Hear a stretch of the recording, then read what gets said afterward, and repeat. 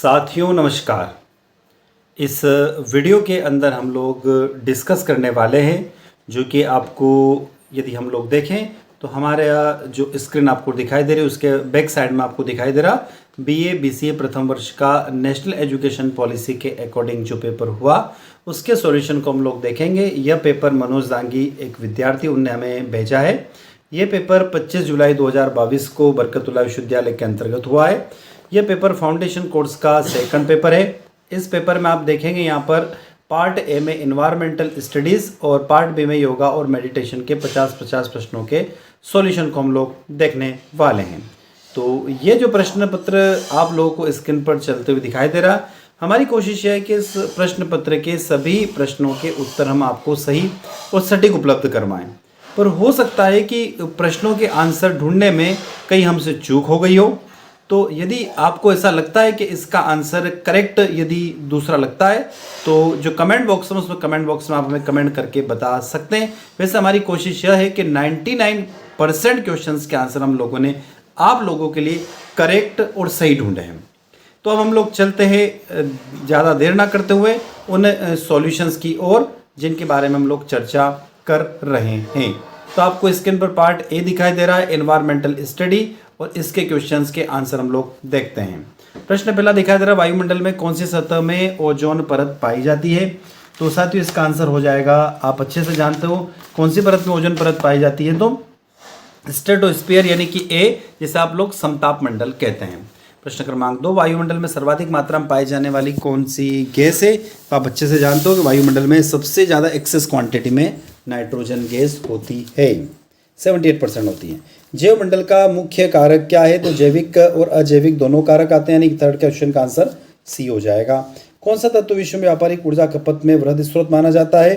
तो साथियों प्रश्न क्रमांक 4 कह दिया, आप सटीक उत्तर देखेंगे तो इसका आंसर आ जाता है कुछ में हमें कोयला मिला और कुछ में हमें तेल पड़ने को मिला है।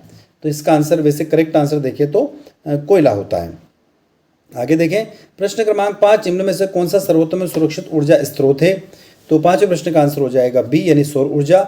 शुद्धतम जल किसे कहते हैं। तो डिस्टिल वाटर को सबसे प्योरेस्ट वाटर कहा जाता है। क्यों कहा जाता है, क्योंकि आप लोग जानते हैं कि बरसात का जो पानी होता है रेन वाटर जो होता है उसको हम लोग डिस्टिल वाटर कहते हैं, जिसमें मिनरल की कमी होती है। प्रश्न क्रमांक 7 वन्य भूमि में अनुमानित प्रतिशत जो कि आदर्श रूप से भारत के पास होना चाहिए। तो प्रश्न क्रमांक 7 का आंसर हो जाएगा साथियों सी यानी 33%। साथियों एक प्रश्न ऊपर हम लोगों ने भी देखा था, उसको आप थोड़ा सा सुधार लेना। उसका जो करेक्ट आंसर हम लोगों ने कोयला बताया था, उसके लिए ऑयल होगा, तेल होगा, क्योंकि तेल में आप पेट्रोल डीजल केरोसिन सब उसके अंतर्गत आ जाते हैं, इसलिए इसका करेक्ट आंसर तेल होगा। उसका थोड़ा सा करेक्शन कर लेना।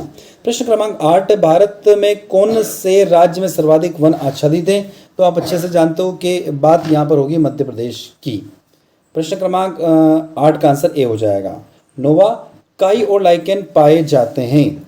तो सातवें प्रश्न क्रमांक 9 का आंसर हो जाएगा सी यानी टुंड्रा बायोम में पाए जाते हैं। प्रश्न क्रमांक 10 शंकुधारी वृक्ष कहाँ पर पाए जाते हैं। तो शंकुधारी वृक्ष जनरली हम लोग देखें तो टुंड्रा बायोम में और टेगा बायोम दोयोम में पाए जाते हैं, अर्थात प्रश्न क्रमांक 10 का आंसर सी करेक्ट हो जाएगा। 11 घास स्थल पारिस्थितिक तंत्र में प्रबल वनस्पति है।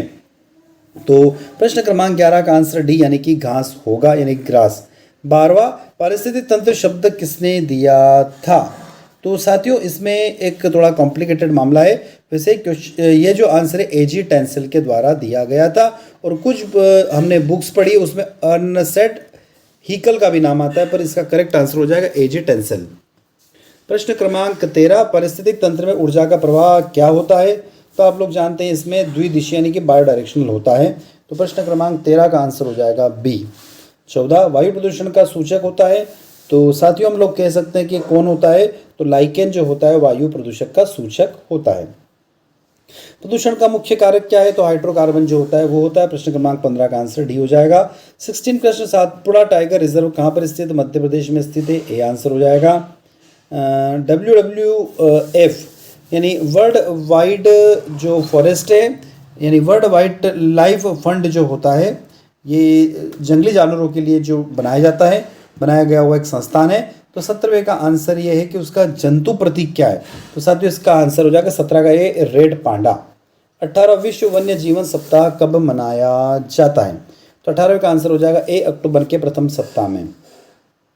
उसमें कुछ तारीख है सर, 2 अक्टूबर से 8 अक्टूबर के बीच में से कोई डेट है उसके अंदर फिक्सन। वन्य जीव संरक्षण अधिनियम कब लागू हुआ? तो प्रश्न क्रमांक 19 का आंसर हो जाएगा सी, यानी 1972 को। 20वां स्वास्थ्य संरक्षण में शामिल होते हैं तो कौन होते हैं? इसमें अभ्यारण्य, राष्ट्रीय पार्क दोनों इसके अंतर्गत आते हैं, यानी आंसर सी करेक्ट हो जाएगा। प्रश्न क्रमांक 21 काजीरंगा वन्य जीव अभ्यारण्य किसके लिए प्रसिद्ध है? तो साथियों आप लोग जानते हैं गेंडा हाथी के लिए प्रसिद्ध है, तो इसका वैसे करेक्ट आंसर एक सींग वाले हाथी के लिए। तो यहाँ पर एक सींग वाला हाथी नहीं दिया हुआ, तो यहाँ पर गेंडा हाथी आंसर आ जाएगा डी। प्राकृतिक आवास में भीतरी संरक्षण कौन सा होता है? तो 22वें का आंसर हो जाएगा सी, इन सिटू संरक्षण आता है, यानी कि सी करेक्ट आंसर है। 23 एक्स सिटू का उदाहरण क्या है? तो 23 का आंसर हो जाएगा ए, वन्य जीव अभ्यारण्य। भारत में घास के मैदान की कुल भूमि क्षेत्र का कितना प्रतिशत जगह है? तो 24वें का आंसर हो जाएगा साथियों। वैसे मैं आपको क्लियर कर दूं कि प्रश्न क्रमांक 24वें का सही आंसर है 24%, पर यहाँ पर किसी भी ऑप्शन में 24% नहीं दिया है, तो या तो आपको बोनस मिलना चाहिए या इसका आंसर क्या होना चाहिए? बी हो जाना चाहिए। प्रश्न क्रमांक 25 ओजोन परत के संरक्षण का मुख्य कारण? तो आप लोग अच्छे से जानते हो इसका मुख्य कारण क्या होगा? CFC, इसका होता है क्लोरोफ्लोरोकार्बन। आगे चलते हैं, आगरा का ताजमहल किसके द्वारा खराब हो रहा है? तो सल्फर डाइऑक्साइड गैस के द्वारा वो खराब हो रहा है। 26 का ए। एक जीवधारिया समुदाय के प्राकृतिक स्थान को क्या कहते हैं? तो प्रश्न क्रमांक 27 का आंसर हो जाएगा, उसको बायोम कहते हैं। 28वां निम्न में से किसे ऊर्जा की आवश्यकता अधिकतम होती है? तो तृतीय उपभोक्ता को सबसे अधिक होती है। 28वें का आंसर सी है। निम्न में से कौन सा पुनर्नवीनीकृत प्राकृतिक ऊर्जा स्रोत है? तो इसका आंसर हो जाएगा साथियों बायोमास, 29 का डी। जलीय पारिस्थितिक तंत्र में ऊपरी भाग में होता है, तो 30वें का आंसर हो जाएगा यहाँ पर बी, प्लांटकाइंटा बोलते हैं उसको। निम्न में से झील में से किस क्षेत्र में फाइटोप्लांटा प्रचुर मात्रा में पाया जाता है? तो 31वें का आंसर हो जाएगा साथियों सी, यानी कि लेमनेट जोन कहते हैं उसको। 32 एक ताला पारिस्थितिक तंत्र में तलहटी का क्षेत्र जहाँ उत्पादन श्वसन में कम होता है वो क्या कहलाता है? तो 32 का यदि आप आंसर देखेंगे तो इसका डी हो जाएगा, लिमोनेटेड जोन कहलाता है। एक खाद्य श्रृंखला विभिन्न बिंदुओं पर ऊर्जा के प्रभाव के मध्य में अनुपात को क्या कहते हैं? तो 33 का साथियों आंसर यहाँ पर हो जाएगा ए, यानी पारिस्थितिक दक्षता, इकोलॉजिकल एफिशिएंसी कहते हैं। 34 पर्यावरण संयुक्त अवस्था में क्या है? तो साथियों यदि हम लोग कहें तो 34वें का आंसर यदि आप देखेंगे तो इसका आंसर हो जाएगा डी, यानी उपयुक्त सभी। 35वां पर्यावरण संरक्षण अधिनियम 1986 अस्तित्व में कब आया? तो 35वें का आंसर हो जाएगा सी, यानी 19 नवंबर 1986 को अस्तित्व में आया। 36 पर्यावरण संरक्षण अधिनियम 1986 संविधान के किस आर्टिकल के अंतर्गत आता है? तो ये आता है 253 के अंतर्गत आता है, ए आंसर हो इसका। 37 पर्यावरण संरक्षण अधिनियम 1986 में किस खंड के अंतर्गत पर्यावरण प्रदूषण शब्द को परिभाषित किया गया है? तो 37 का आंसर हो जाएगा डी, 2A के अंतर्गत। निम्न में से कौन सा प्रदूषक प्राकृतिक प्रदूषक नहीं है? तो वायु नहीं है कह रहे हैं, प्राकृतिक प्रदूषक नहीं है। निम्न में से कौन सा प्राकृतिक प्रदूषक नहीं है? भूकंप प्राकृतिक प्रदूषण, बाढ़, साइक्लोन, यानी कि वायु प्रदूषण जो होता है जो मानव द्वारा फैलाया जाता है। 39 रियो समिट यानी पृथ्वी सम्मेलन किस वर्ष में हुआ था? तो 39 का आंसर हो जाएगा साथियों 3 जून जो है 1992 में हुआ था, तो इसका आंसर सी हो जाएगा। चाहे आप तारीख याद रख सकते हैं। किस दिनांक को स्थान पर पृथ्वी सम्मेलन हुआ था? तो 40वें का आंसर हो जाएगा साथियों सी, 21 जून 1982 को। जैसे 3 जून से 14 जून तक चला था ये रियो डी जेनेरो में, तो इसमें 3 जून से कब चला था? वो 14 जून तक चला था, 3 जून से 14 जून तक। पर यहाँ पर 3 जून से 14 जून कहीं दिखाई नहीं दे रहा है, तो इसमें आप 21 जून 1972 को एक मान सकते करेक्ट ऑप्शन, नहीं तो ये क्वेश्चन भी बोनस होना चाहिए। तो प्रश्न क्रमांक 40वां इसका आंसर है 3 जून से 14 जून 1972 को रियो डी जेनेरो में हुआ था। पर्यावरण का मैग्ना कार्टा किसे कहते हैं? तो 41वें का आंसर हो जाएगा सी, यानी स्टॉकहोम घोषणा को कहते हैं। जलवायु परिवर्तन में UN फ्रेमवर्क समागम अस्तित्व में कब आया? तो 42 का बी, 21 मार्च 1994 को। जैव विविधता पर UN समागम 1972 अस्तित्व में कब आया? तो 43 का आंसर हो जाएगा सी, 29 दिसंबर 1983 को आया। अर्थ समिट +5 आयोजन कहाँ हुआ? तो 44 का आंसर हो जाएगा डी, 1997 में, मतलब 1997 में हुआ। कार्बन क्रेडिट की अवधारणा से क्या मतलब है? तो 45वें का आंसर हो जाएगा ए, क्योटो प्रोटोकॉल। क्योटो प्रोटोकॉल किससे संबंधित है? तो 46 का आंसर हो जाएगा वायु प्रदूषण से। ए आंसर करेक्ट है इसका। 47 केंद्रीय प्रदूषण नियंत्रण बोर्ड की स्थापना हुई थी। तो साथियों 47 का आंसर यहाँ पर हो जाएगा बी, यानी कि 1974 में। निम्न में से कौन सा संगठन पर्यावरण को नुकसान में से मानव स्वास्थ्य को सुरक्षित करने में समर्पित है? तो ए और बी दोनों समर्पित है, यानी कि आंसर इसका सी हो जाएगा। 49 निम्न में से कौन मानव स्वास्थ्य को नुकसान का मुख्य कारण है? तो साथियों 49 का करेक्ट आंसर हो जाएगा बी, पेस्टिसाइड का उपयोग। और 50वां प्रश्न, निम्न में से मृदा प्रदूषण का मुख्य कारण क्या है? तो 50वां प्रश्न आप लोग जानते हो, एसिडिक रेन। ये थे हमारे पर्यावरण के 50 प्रश्न। अब हम चलते हैं योग एंड मेडिटेशन के 50 अलग क्वेश्चंस की तरफ। पहला प्रश्न दिया हुआ है, योग शब्द में कौन सी धातु का प्रयोग हुआ है? तो इसका आंसर बी, युज धातु का प्रयोग हुआ है। योग शब्द में कौन सा प्रत्यय लगता है? तो इसका आंसर हो जाएगा दूसरे प्रश्न का ए, यानी कि ऋण प्रत्यय लगता है। योग की परिभाषा महर्षि पतंजलि के अनुसार क्या है? तो ए ऑप्शन है, योग शशिव्रत निवृत्त निरोधः। योग का लक्ष्य क्या है? तो साथियों प्रश्न क्रमांक 4 का यदि आप सटीक उत्तर देखें तो ए, समाधि की ओर ले जाना। योग का उद्देश्य मुख्य क्या होता है? प्रश्न क्रमांक 5, शारीरिक मानसिक और आध्यात्मिक स्वास्थ्य। D answer. योग की गलत अवधारणा क्या है? तो डी ऑप्शन हो जाएगा इसका करेक्ट, केवल साधुओं के लिए, केवल स्वस्थ व्यक्तियों के लिए ग्रस्त योग ना करें। तो डी आंसर करेक्ट है। योग की अवधारणा, योग सभी को करना चाहिए। 7वां, योग का उद्भव कब हुआ? तो सातवें प्रश्न का आंसर देखें तो वैदिक काल में। योगाभ्यास को कैसा आहार ग्रहण करना चाहिए? तो 8वें का हो जाएगा, मित आहारी होना चाहिए। षट कर्म कितने प्रकार के होते हैं? तो नाम से स्पष्ट है, षट का मतलब 6 प्रकार के होते हैं। दंत द्योति में कितने प्रकार होते हैं? तो 10वें का आंसर हो जाएगा ए, 4 प्रकार होते हैं। नेत्र ज्योति किस षट कर्म के अच्छी से विकार रहित होती है? तो त्रटाक क्रिया के द्वारा नेत्र ज्योति बढ़ती है। C answer. सूर्य नमस्कार की कितनी अवस्थाएं साथियों? तो 12 अवस्थाएं। बी आंसर करेक्ट हो जाएगा। नेति क्रिया किस विकार को नियंत्रित करती है?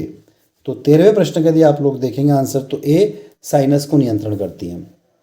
कपालभाति का अभ्यास किसे नहीं करना चाहिए?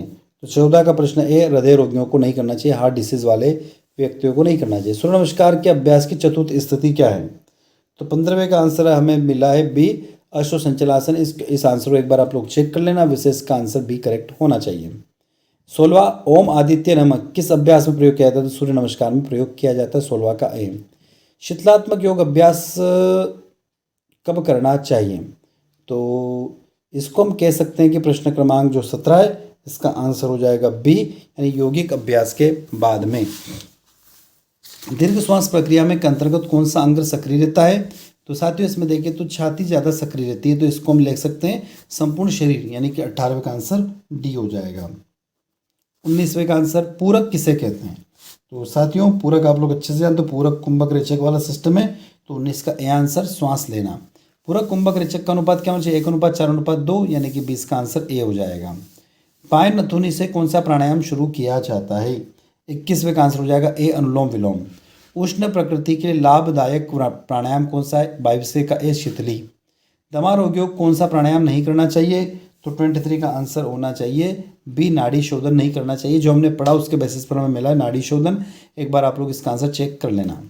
अष्टक कुंभक में अनुलोम विलोम किस स्थान पर आता है? तो साथियों 24वें का आंसर वैसे आप लोग बताना कि किस स्थान पर आता है। हमने जो पढ़ा उस हिसाब से हमें लगा है कि चौथे स्थान पर आता है, पर यहाँ पर चौथा स्थान का ऑप्शन कहीं दिया हुआ नहीं है, इसलिए आप लोग इसका आंसर करेक्ट करके हमें बता देना। 25 कुंभक में किस बंध का प्रयोग नहीं किया जाता है? तो 25 का आंसर है कि जीवा बंध का। आसनों का उद्भव किस योग से हुआ है? 26वें का आंसर है सी, हठ योग से। हठ योग में कौन सा सिद्धांत मान्य है? तो 27वें का आंसर हो जाएगा ए, शरीर को मन पर नियंत्रण की साधना। दो विरुद्ध संकल्पनाओं का सामंजस्य किस योग के अंतर्गत आता है? तो प्रश्न क्रमांक 28वें का आंसर हो जाएगा यहाँ पर ए, राजयोग के अंतर्गत। हठ योग में व्यवस्थित स्वरूप किसने दिया था? तो 29वें का आंसर बी, स्वामित्व राम ने दिया था। मुद्रा का अभ्यास किस योग के अंतर्गत आता है? तो इसका अंतर हठ योग, डी आंसर है। हठ योग में ह का अर्थ साथियों, तो 31वें का आंसर हो जाएगा सूर्य है। 32वां, गोरक्षनाथ ने योगियों के किस संप्रदाय की स्थापना की थी? तो आप लोग जानते हो गोरक्षनाथ ने नाथ संप्रदाय की स्थापना की थी। 33वां, प्राणायाम में रेचक का मतलब क्या होता है? तो धीरे धीरे करना, रेचक धीरे धीरे किया जाता है, बी आंसर। रेचक का समय पूरक के समय से कितना होना चाहिए?